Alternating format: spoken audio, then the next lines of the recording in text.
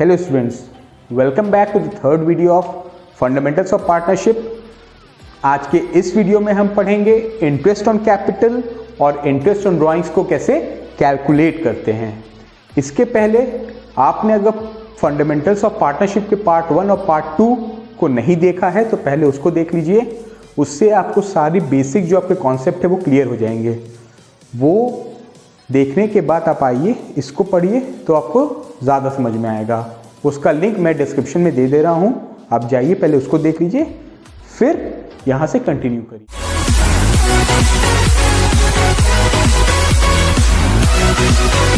Start करते हैं interest on capital से। तो जब बात करेंगे हम लोग इंटरेस्ट ऑन कैपिटल की, तो इंटरेस्ट ऑन कैपिटल होता क्या है।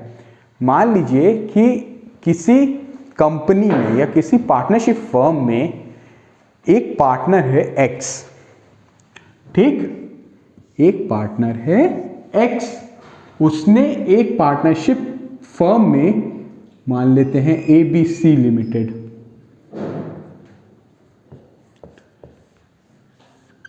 इसमें वो एज अ पार्टनर ज्वाइन किया उसने, तो वो ज्वाइनिंग पे 10 लाख का कैपिटल लेके गया पार्टनरशिप फर्म में। कितना? 10 लाख का। अब उसके अगेंस्ट, ठीक, पार्टनरशिप फर्म जो पार्टनर है एक्स, उसको क्या देता है? इंटरेस्ट। इसी इंटरेस्ट को हम लोग बोलते हैं इंटरेस्ट ऑन कैपिटल, ठीक। अब क्यों ये पार्टनरशिप फर्म देता है एक्स को इंटरेस्ट? क्योंकि कैपिटल को हम लोग एज अ लायबिलिटी ट्रीट करते हैं। तो अगर लायबिलिटी ट्रीट करेंगे तो जैसे लोन एक लायबिलिटी है, लोन पे इंटरेस्ट पे होता है, उसी तरह कैपिटल जो पार्टनर लगा रहा है तो इन रिटर्न उसको कुछ मिलना चाहिए ना। तो वही जो अमाउंट कंपनी कैपिटल लगाने के रिटर्न में कैपिटल का कुछ पोर्शन उसको इंटरेस्ट देती है, उसी को हम लोग कहते हैं इंटरेस्ट ऑन कैपिटल, ठीक। इसका जो डिटेल है इंटरेस्ट ऑन कैपिटल का, वो पार्टनरशिप डीड में मेंशन होता है। In absence of partnership deed there will be no interest on capital given, ठीक। तो अब इंटरेस्ट ऑन कैपिटल को हम लोग कैलकुलेट कैसे करते हैं? इंटरेस्ट ऑन कैपिटल को कैलकुलेट जो करते हैं वो करते हैं पीरियोडिक बेसिस पे। पीरियोडिक बेसिस मतलब जितने देर तक जितना कैपिटल इन्वेस्टेड है उतने देर तक हम लोग उस पे कैपिटल पे इंटरेस्ट देंगे। आइए एक एग्जांपल से इसको समझते हैं।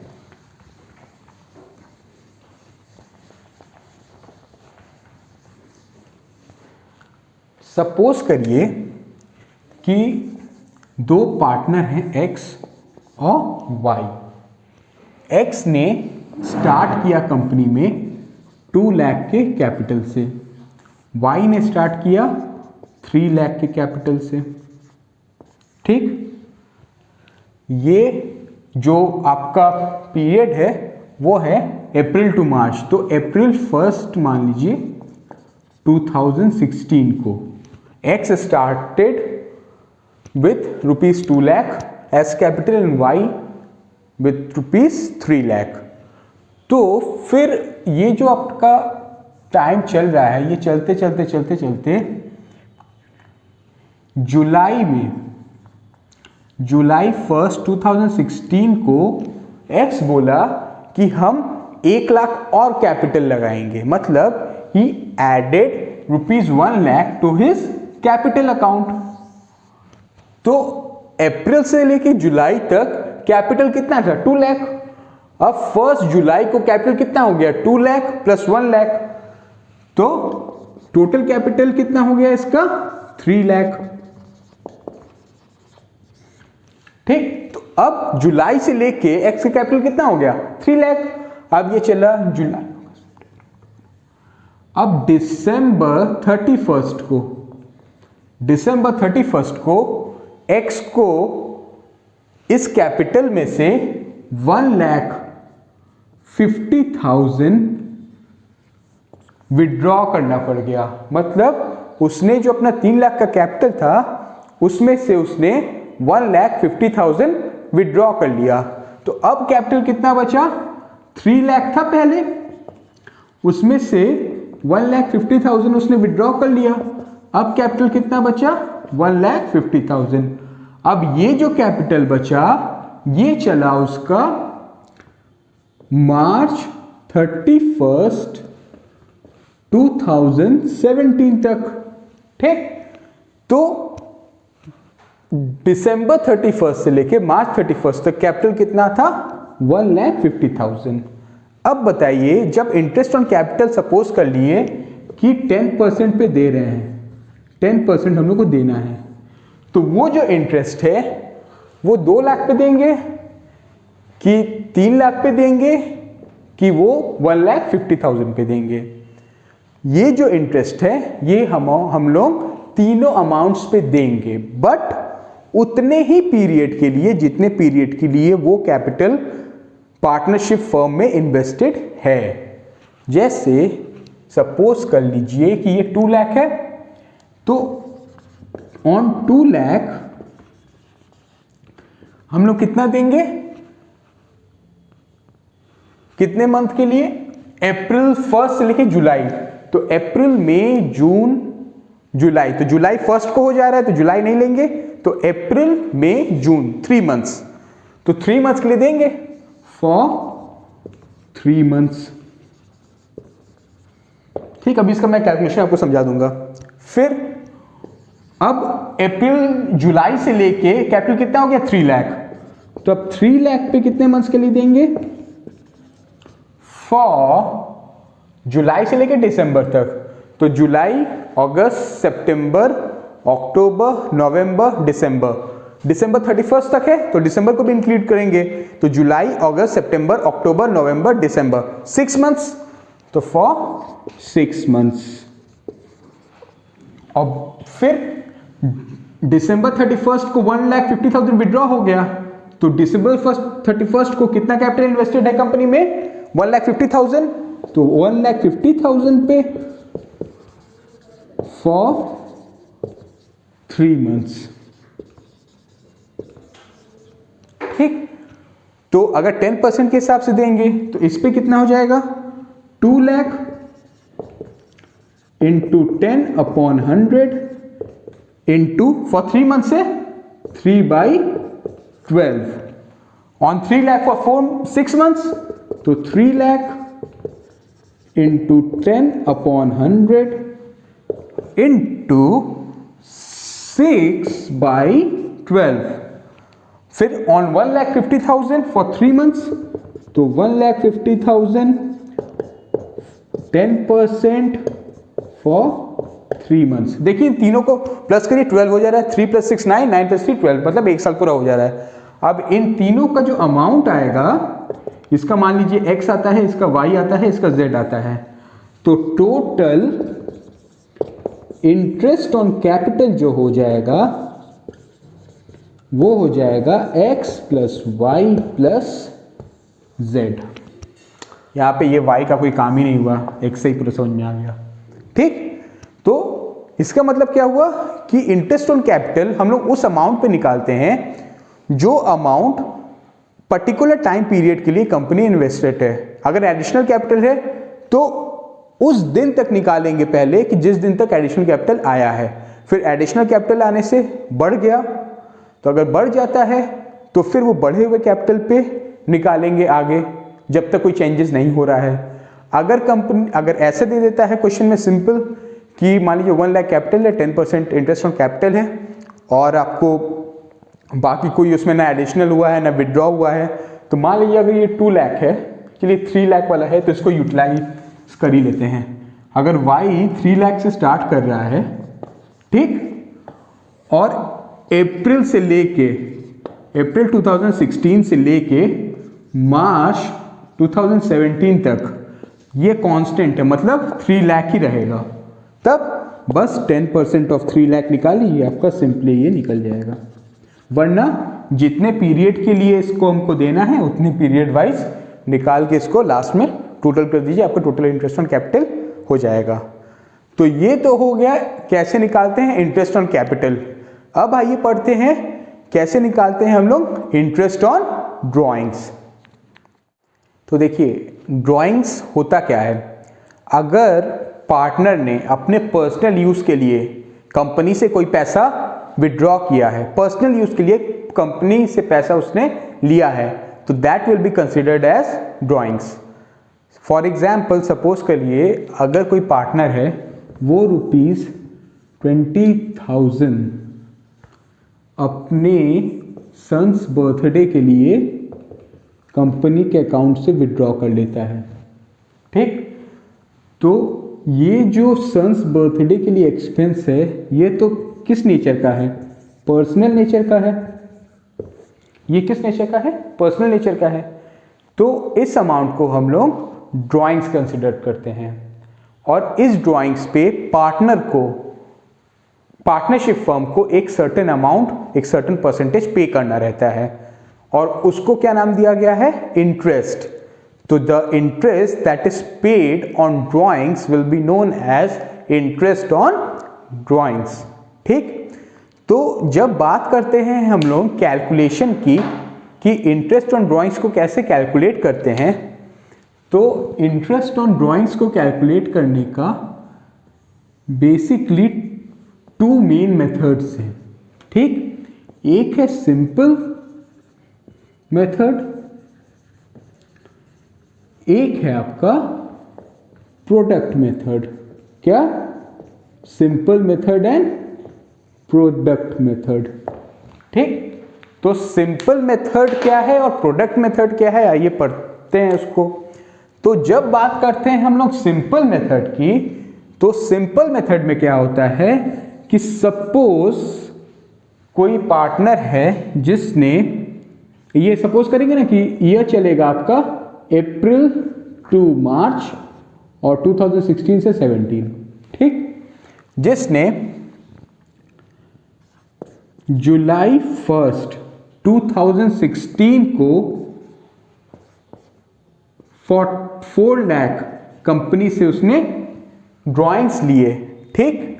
और कंपनी ने उसे कितना चार्ज किया, 10% चार्ज किया इंटरेस्ट ऑन ड्राइंग्स।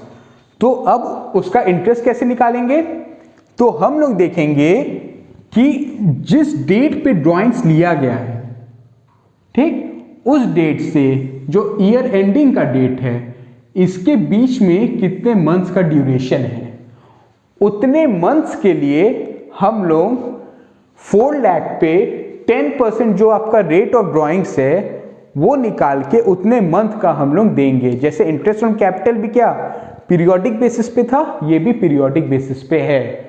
इस पे डेट ऑफ ड्राइंग से जिस दिन आपका बुक्स क्लोज होता है उस दिन तक जो भी आपका मंथ होगा, जितने भी आपके मंथ्स होंगे उसके अकॉर्डिंग ड्राइंग्स दिया जाएगा।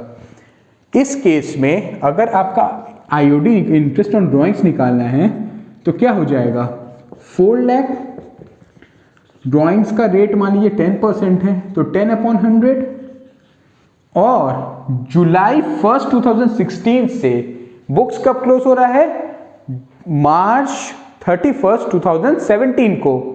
तो जुलाई 1 2016 से मार्च 31 2017 तक कितने मंथ्स हुए, जुलाई, अगस्त, सितंबर, अक्टूबर, नवंबर, दिसंबर, जनवरी, फरवरी, मार्च, कितने मंथ्स हुए, 9 मंथ्स। फिर से स्टार्ट कर देते हैं, जुलाई से 1 से है तो जुलाई भी काउंट होगा, जुलाई, अगस्त, सितंबर, अक्टूबर, नवंबर, दिसंबर, जनवरी, फरवरी, मार्च, 5 + 4 9 मंथ्स। तो यहां पे कितने हो जाएगा, 9/12।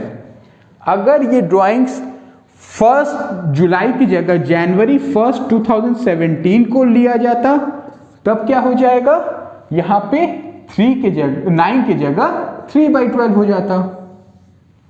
अगर मान लीजिए एक और अमाउंट इसने लिया 1 जनवरी 2017 को 1 लाख का एक और ड्राइंग्स किया, तो अब टोटल इंटरेस्ट ऑन ड्राइंग कितना हो जाएगा, इस 1 लाख का हम लोग अलग से निकाल लेंगे 10% और जनवरी से लेके मार्च तक 3 महीना 3 मंथ्स पे, इसका मान लीजिए आया आंसर P, इसका आया Q, तो टोटल इंटरेस्ट ऑन ड्राइंग्स कितना हो जाएगा, P प्लस Q। क्लियर? ये तो आपका हो गया सिंपल मेथड। आइए अब जानते हैं प्रोडक्ट मेथड क्यों क्या होता है। तो प्रोडक्ट मेथड यूज करने का क्या लॉजिक है? सिंपल मेथड से अगर काम हो जा रहा है तो क्यों हम लोग प्रोडक्ट मेथड का यूज करते हैं? हर चीज क्यों हो रहा है ये जानना बहुत जरूरी है। तो प्रोडक्ट मेथड इसीलिए यूज होता है कि अगर नंबर ऑफ ड्राइंग्स बहुत ज्यादा हैं, ठीक, तो ऐसे अलग अलग कैलकुलेट करने के लिए आपको काफी टाइम चाहिए।